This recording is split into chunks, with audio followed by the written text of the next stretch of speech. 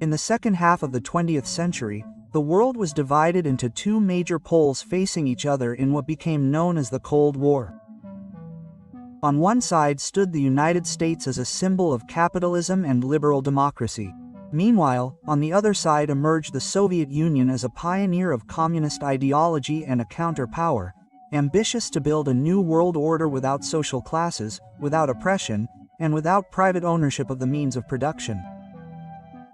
For many at the time, communism seemed like a promise of the future.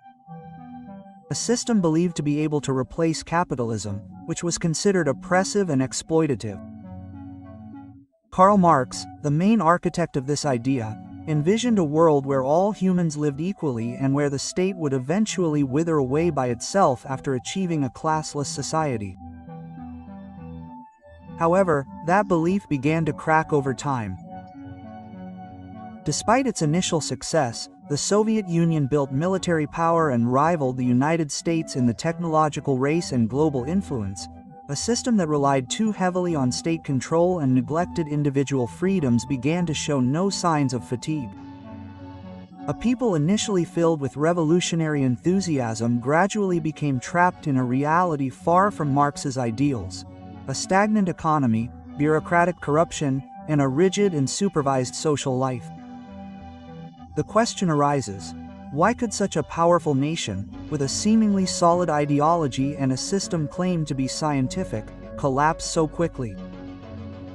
Was the collapse of the Soviet Union merely the result of a political error, or was it clear evidence that communism as an ideology was flawed from the start? This is where it becomes important to trace the root causes of the Soviet Union's downfall, not only from a political and economic perspective, but also from the failure of the ideology that served as its foundation. This discussion aims to unravel the factors that led to the collapse of the Soviet Union and reveal how Marx's ideas, once hailed as a path to social justice, instead led to an oppressive and inhumane system. Through historical and ideological analysis, we can see that communism, in any form or application, proved incapable of surviving in the complex and dynamic realities of the world. What was initially seen as a social utopia turned out to be nothing more than a beautiful, shattered dream. In the second half of the 20th century, the world was divided into two large poles facing each other in what became known as the Cold War. On one side stood the United States, a symbol of capitalism and liberal democracy. Meanwhile, the Soviet Union emerged as a pioneer of communist ideology and a counterpower, ambitious to build a new world order without social classes, oppression, and private ownership of the means of production. For many at the time, communism seemed like a promise of the future. A system believed capable of replacing capitalism, which was considered oppressive and exploitative. Karl Marx, the main architect of this idea, envisioned a world where all humans lived equally and where the state would eventually wither away by itself after achieving a classless society. However, that belief began to crack over time. Despite the Soviet Union's initial success in building military power and rivaling the United States in the technological race, its global influence began to show no signs of fatigue from a system that relied too heavily on state control and neglected individual freedom. The people, initially filled with revolutionary enthusiasm, gradually became trapped in a reality far from Marx's ideals: a stagnant economy, bureaucratic corruption, and a rigid and supervised social life. The question arose, why could such a powerful nation with a seemingly solid ideology and a system claimed to be scientific collapse so quickly? Was the collapse of the Soviet Union merely the result of a political error, or was it clear evidence that communism as an ideology was flawed from the start? This is where it becomes crucial to trace the root causes of the Soviet Union's downfall, not only from a political and economic perspective, but also from the ideological failures that underpinned it. This discussion aims to unravel the factors that led to the Soviet Union's collapse and reveal how Karl Marx's ideas, once hailed as a path to social justice, ultimately led to an oppressive and inhumane system. Through historical and ideological analysis, we can see that communism, in any form or application, proved incapable of surviving in a complex and dynamic world. What was initially viewed as a social utopia turned out to be nothing more than a beautiful dream dashed by human and historical realities. The ideology of communism was born from the profound ideas of Karl Marx, a 19th-century German philosopher and economist who sought to understand the roots of social inequality in industrial society. In his view, human history is nothing more than the history of class struggle between those who own the means of production and those who possess only the labor to work. Marx called this view historical materialism, a theory that explains that the development of society is always determined by economic conditions and the relations of production. He believed that tensions between the bourgeoisie ruling class and the proletariat working class would reach a boiling point, triggering a major revolution that would overthrow the capitalist system and pave the way for a new society without oppression. Marx's highest ideal was the achievement of a classless society in which private ownership of the means of production was abolished and the fruits of collective labor were distributed based on need, not power or wealth. In such a system, there would no longer be a gap between rich and poor. There would be no employers and workers, because everyone would be part of an equal community. The state, which had long been considered a tool of class oppression, would eventually become unnecessary. Marx even stated that the state would wither away on its own once the goals of the revolution were achieved, because there would no longer be a class to control or govern. This idea, which seemed beautiful on paper, later became the basis for revolutionary movements around the world, especially in Russia in the early 20th century. In 1917, amidst war exhaustion and the suffering of the people, the Bolsheviks, led by Vladimir Lenin, overthrew the Tsar government and established the world's first socialist state, the Soviet Union. Lenin and his followers claimed that they were putting Marx's teachings into practice. They established a centralized economic system in which all resources, factories, land, and production were controlled by the state in the name of the people. The Communist Party became the sole legitimate political force, regulating all aspects of life, from the economy to education to culture. In the vision of its leaders, this system would create a just and prosperous society, free from exploitation. However, behind these lofty ideals, signs began to emerge that what was being built was not the classless society envisioned by Marx, but rather a state completely controlled by a handful of party elites. The ideology, originally intended to liberate humanity from oppression, instead created a new, equally restrictive form of power. This is where the contradiction between Marx's theory and the practice of communism in the Soviet Union began to become clear. The collapse of the Soviet Union did not occur overnight. It was the result of decades of accumulated problems. Problems stemmed from a system too rigid to adapt to changing times. Beneath the grandeur of the military on Red Square and the pride of being a superpower, the Soviet Union harbored fragile economic, political, and social foundations that were slowly eating away at the country from within. From an economic perspective, the system they prided themselves on, the planned economy, proved unable to match the flexibility of capitalism. In theory, this system was designed to allow the state to regulate all production and distribution of goods for the benefit of the people. However, in practice, it turned into a giant, slow and inefficient bureaucratic machine. Factories produced goods without considering market needs, simply to meet centrally mandated targets. As a result, warehouses overflowed with useless products. Meanwhile, people struggled to obtain basic necessities, with bread shortages, long queues for clothing, and poor quality goods becoming everyday sights. Productivity declined, innovation was stifled, and work motivation was lost due to the lack of incentives for individuals to excel. An economy that claimed to be fair actually became a source of mass suffering. In the political realm, the situation was not much different. The Soviet Union was ruled by an authoritarian system that stifled all forms of opposition. The Communist Party held the sole absolute power, while the people had no room to express their opinions. Freedom of speech was stifled, the media was controlled, and any criticism was considered a threat to the state. In this climate, corruption and nepotism flourished. Party officials enjoyed privileges far removed from the lives of ordinary people. The people began to lose trust in the government that claimed to represent them. Meanwhile, the moral legitimacy of the Communist Party slowly faded. Socially and culturally, the gap between ideology and reality widened. The younger generation, raised amidst propaganda, began to feel alienated from the values taught by the party. They no longer saw communism as a sacred ideal, but rather as a burden that hindered freedom and progress.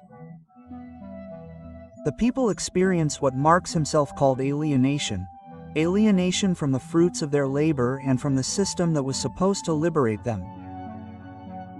The once flaming spirit of revolution was now extinguished, replaced by apathy and distrust of the state. Meanwhile, external factors accelerated the collapse. Competition with the Western Bloc, especially the United States, drained the Soviet Union's resources massively. The arms race and the ambition to match American military power drained the state budget, leaving vital sectors like public welfare and civilian technology neglected. As the United States grew economically and technologically stronger, the Soviet Union fell further into a humiliating backwardness. Finally, in the late 1980s, all these layers of problems reached a critical point. The economy collapsed, public trust was lost, and the ideological spirit that had sustained the nation vanished. The Soviet Union, once touted as a symbol of the triumph of communism, collapsed under the weight of its own internal contradictions. It served as clear evidence that a system that denies freedom and restricts humankind can only survive as long as illusions can mask reality. When Karl Marx's ideas were first disseminated, many saw them as a beacon of hope for a world weary of the inequality of capitalism. He offered a vision of a classless society, without oppression, and without the exploitation of man by man. However, over time, this seemingly noble idea proved unable to stand firmly on the realities of human nature. The communism Marx envisioned, when implemented in the real world, turned into a system that stifled creativity, and ultimately gave rise to new inequalities no less stark than the system he sought to destroy. The most fundamental flaw in Marx's theory lay in his assumptions about human nature. Marx believed that humans were naturally altruistic, living for the common good, and willing to abandon their egos for the collective good. Yet history shows that humans are complex creatures, driven by competitive instincts, a desire for recognition, and driven by the desire to possess. When private property is abolished in the name of equality, the individual's drive to strive is extinguished. Without recognition for personal effort, without the opportunity to reap the rewards of one's own labor, society loses motivation. In such a system, work is no longer born of a sense of responsibility or creativity, but rather of state-imposed obligations. Furthermore, the ideal of a classless state, at the heart of Marx's teachings, has never been truly realized. In practice, a new class has emerged, more powerful than any before it: the party elite and bureaucrats. They possess privileges, access to resources, and the power to determine the fate of millions. Meanwhile, ordinary people live in uniformity and powerlessness. Ironically, communism, which initially opposed the feudal system, instead created a new form of feudalism in which the party becomes a modern landlord and the people become voiceless subjects. This internal contradiction is what slowly rots the system from within. Marx's theory of equal distribution of wealth, which should uphold social justice, instead gave rise to new inequalities based not on wealth, but on power. Those close to the party circle lived comfortably, while those outside the system had to accept their fate. The promised equality turned into a uniformity that stifled freedom of thought. The state, which claimed to represent the people, instead became a tool for subjugating them. Ultimately, the failure of communist ideology was not simply due to technical errors or economic hardship, but to a fundamental flaw in its view of humanity itself. Marx dreamed of creating a perfect society, but in its attempt to eliminate injustice, communism actually erased humanity. It rejected the reality that humans cannot be forced into conformity.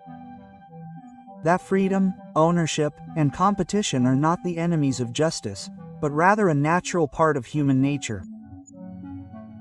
Therein lies the true failure of Marx's ideas.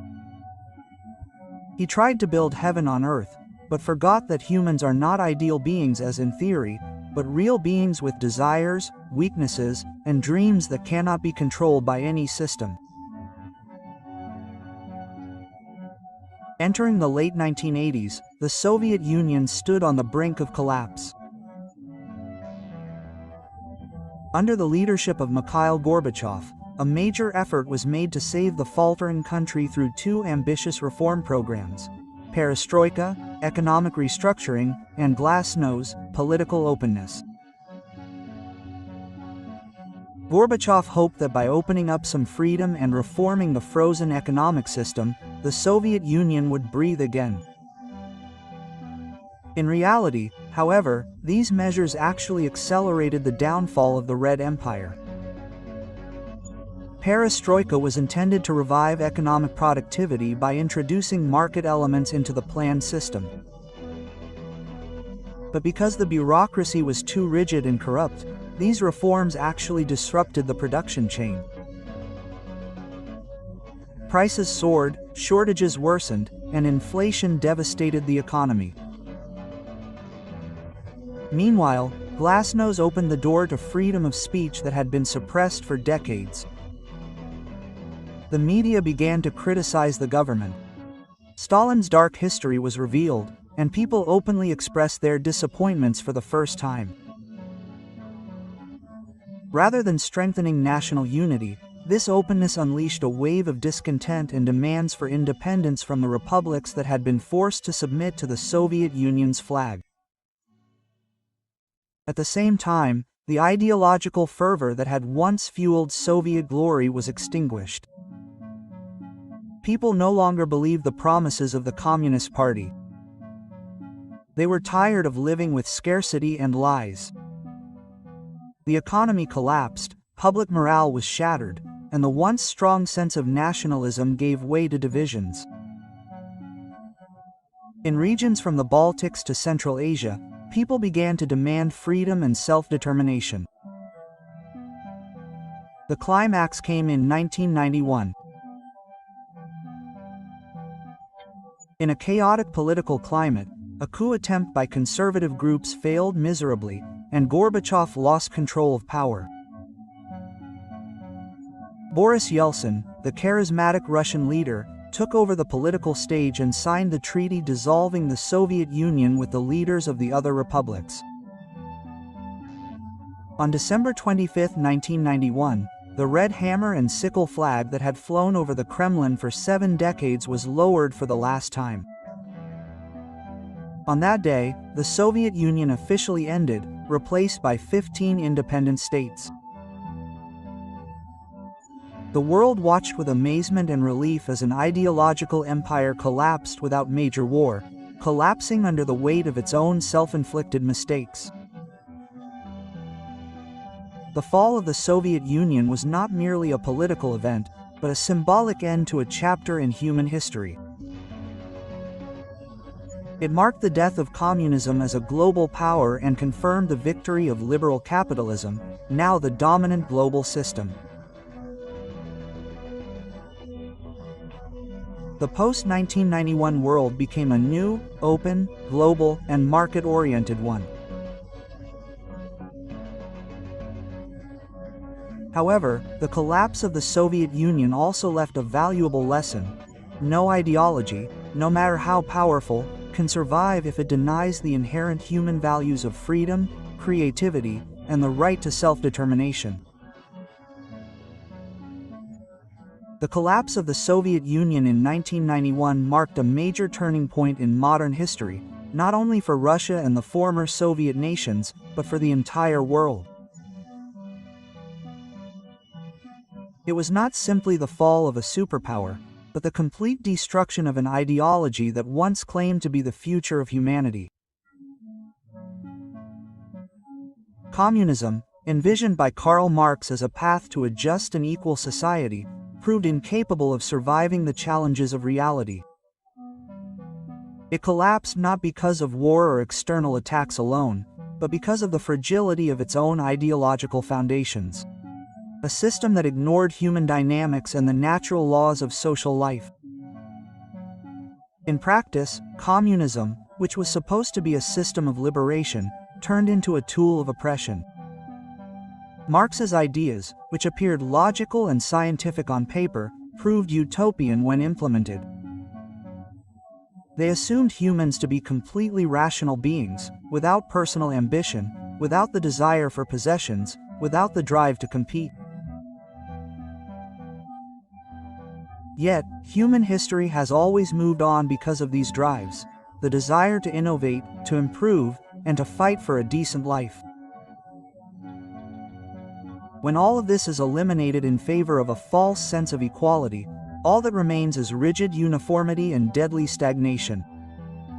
The Soviet Union is the most obvious example of how a system that negates individual freedom and economic incentives ultimately collapses under the weight of its own internal contradictions. Without freedom of thought, human creativity is blunted. Without rewards for hard work, the productive spirit fades. A state that seeks to control everything loses control of itself. In a tragic paradox, communism, which began with the intention of creating a society without oppression, instead gave birth to a new, subtler yet more painful form of oppression. From the collapse of the Soviet Union, the world learned a crucial lesson. No ideology, no matter how noble its goals, can survive if it opposes basic human nature, the need for freedom, recognition, and the right to choose. History cannot be forced to follow the theory and communism. For all its beautiful promises of justice and equality, it ultimately proved to be a pipe dream. Swept away by the reality that humans cannot live in a system that denies their own freedom.